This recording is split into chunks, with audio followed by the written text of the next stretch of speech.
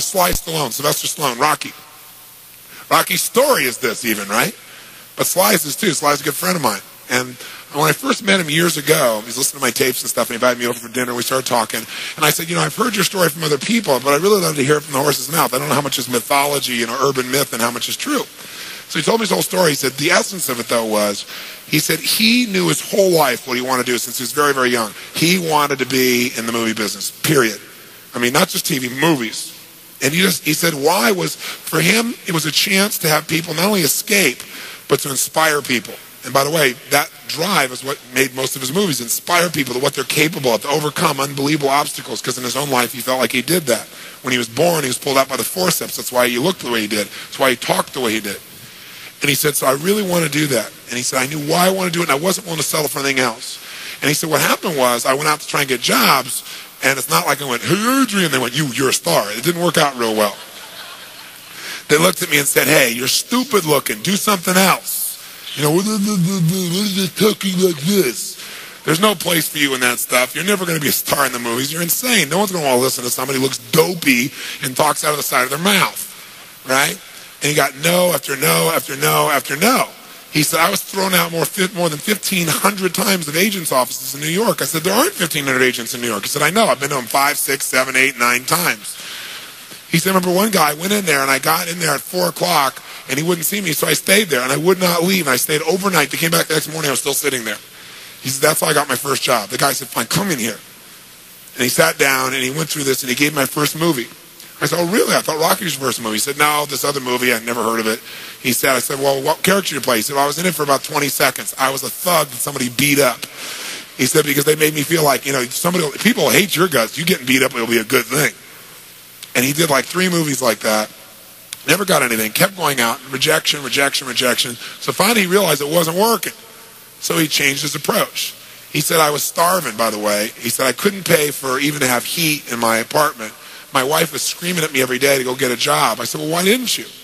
He said, because I knew that if I got a job, he said, I'd get seduced back and I'd lose my hunger. He said, I knew that the only way I could do this is if it was the only choice, if I burned all other bridges. Because if I did a normal job, pretty soon I'd be caught up in that rhythm and that stuff, and I'd feel okay about my life, and I feel like my dream would just gradually disappear. And he said, I wanted to keep that hunger. That hunger was the only thing I thought was my advantage. He said, my wife didn't understand that at all. And he said, we'd have these vicious fights. And he said, it was freezing. So I was broke. We had no money. And he said, so I finally went to the public library one day because it was warm. He said, I didn't want to read anything. He says, I went in, New York Public Library. He said, I was hanging out there, and I sat down in this chair, and somebody left a book there. And he said, I looked down at this book, and it was the poems of Edgar Allan, stories of Edgar Allan Poe. And he said, so I started reading it, and he said, I got totally into Edgar Allan Poe. And he said, I know everything about it. He goes on for another 20 minutes telling me about Edgar Allan Poe. He knows everything, how he died, what it was about, what really happened. And I said, well, what did Poe do for you? He said, Poe got me out of myself. He got me to think about how I could touch other people and not worry about myself so much. And he said, it made me decide to become a writer. I said, just imagine, Rocky the writer, right? And he said, so I tried to write a bunch of screenplays. Nothing worked. I was totally broke. He said, I didn't even have $50. And he said, and finally, he said, I sold a script. And it was called Paradise Alley. He said, it's a movie I made many years later, but I sold it. And he said, I sold it for $100. He said, but $100 was a ton of money, man. I was so thrilled. I thought, I'm on my way. But it never led to anything. And he said, so finally, he said, I kept going and going and going. He said, finally, we were so broke. He said, I hocked my wife's jewelry. He said, Tony, there's some things in life you should never do. He said, that was basically the end of our relationship. She hated my guts so much. He said, now we were so broke, we had nothing, no food, no money. And he said, the one thing I loved most in the world was my dog. He said, I love my dog because he gave me unconditional love, unlike my wife. And he said, so what happened was, though, we were so broke that to survive, I couldn't even feed my dog. So I went to a liquor store. He said, it was the lowest day of my life. And I stood outside the liquor store trying to sell my dog to strangers. He said, I tried to sell my dog for $50. And he said, finally this one guy negotiated with me and bought my dog for me, my best friend on earth, for $25. He said, I walked away from there and I cried. He said, it was the worst thing that ever happened in my life. He said, 2 weeks later, I'm watching a fight between Muhammad Ali and Wepner, this white guy that's getting bludgeoned but just keeps on coming. And he said, I got an idea. He said, as soon as the fight ended, I started writing. He said, I wrote for 20 straight hours. I did not sleep. I wrote the entire movie in 20 hours straight. Right then. Saw the fight, wrote the movie. Whole thing, done. He said, I was shaking at the end. I was so excited. He said, I really knew, man. I knew what I wanted.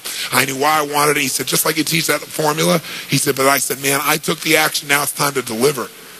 And so he said, I went out and started trying to sell it to agents. And they all would read it, and they'd say, you know, this is predictable. This is stupid. This is sappy. He said, I wrote down all the things they said, and I read them the night of the Oscars when we won. And he said, it was really good, right? The greatest revenge is massive success. And he said, so what happened was, he said, I kept going, trying to sell it, nobody going, I'm broke, I'm starving. He said, finally, I meet these guys, they read it, and they believe in the script, and they love it. And they offer me $125,000 for my script. I said, oh my God, you must have been out of your mind. He said, I was. I said, just one thing though, guys, you got a deal based on one thing. And they said, what's that? He said, I got a star in it. They went, pfft. What are you talking about? You're a writer. I said, no, I'm an actor. I said, no, you're a writer. I said, no, I'm an actor. That is my story, and I'm Rocky. He said, I got to play it. You know, I got to be the head person. I got to be the starring role. And they said, there's no way. We're not going to pay you $125,000, take some no name and stick you in that and throw our money away. We need a star, you know? And they want to have Ryan O'Neal play Rocky, to give you a picture. Can you imagine? That's who they'd pick, right? And so he said, no way, Ryan O'Neal isn't Rocky, I'm Rocky. Went through this whole thing, right? They said, well, take it or leave it. He said, I left the room. I said, if that's what you believe, you don't get my script. And he left. Here's a man with no money, none, totally broke, offered $125,000 more money than he'd seen in his lifetime. And he walked away because he knew his real what? Knew his real what? And why he wanted it. He was committed to it.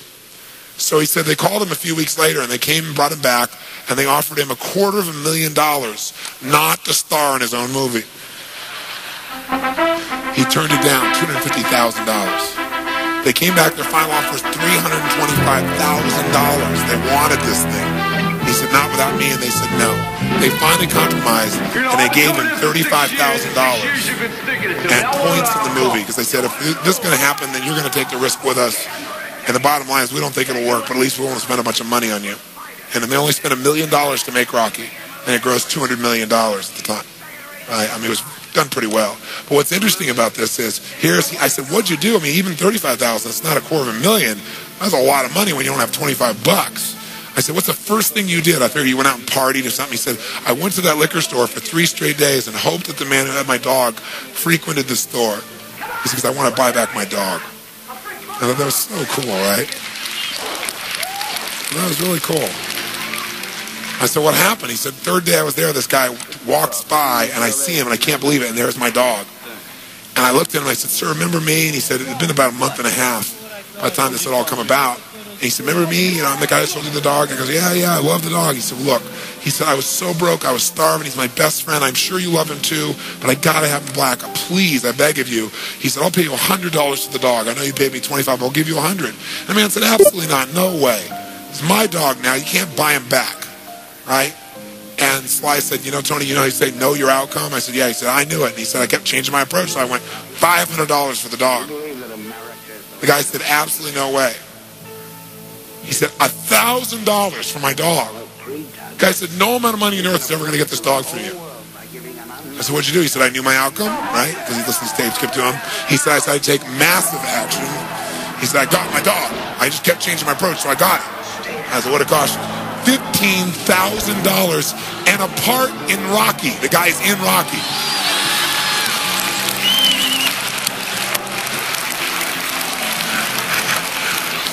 You know that dog in Rocky, Butt Kiss? That's Sly's real dog, right? That's the dog. He bought him back. So he put his dog in the movie, and he put the guy in the movie and paid $15,000 while he had $35,000. Isn't that pretty cool? Pretty awesome.